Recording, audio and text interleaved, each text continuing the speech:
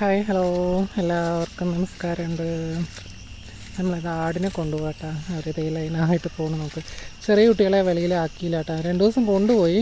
പക്ഷെ ഇവരുടെ പോടാനൊന്നും ആയില്ല. പാവങ്ങൾ ഇവരങ്ങ് ഒരേ ഓട്ടമല്ലേ.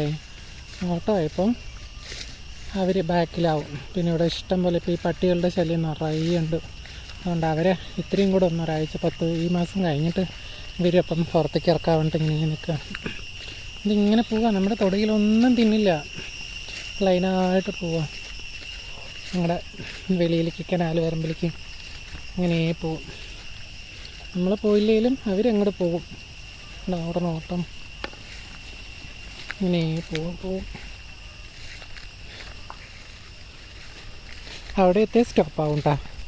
കാരണം എന്താ പറഞ്ഞാൽ വേലി കെട്ടി വെച്ചിരിക്കുകയല്ലേ. നമ്മൾ തുറന്നു കൊടുത്താലേ ഇവർക്ക് വെളിയിലേക്ക് പോകാൻ പറ്റുള്ളൂ. അങ്ങനെയാണ്.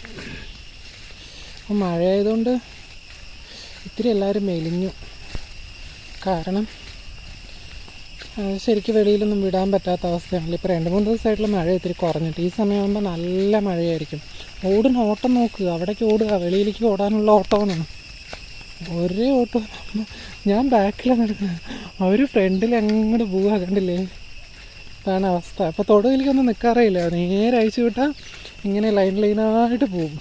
നമ്മൾ 5 മിനിറ്റ് വരാൻ വൈകിയ കഴിഞ്ഞു കത്തിക്കൽ. ഒരേ ഓട്ടമാണ്. പിന്നെ പിടിച്ചവിടെ നിൽക്കുകയില്ല.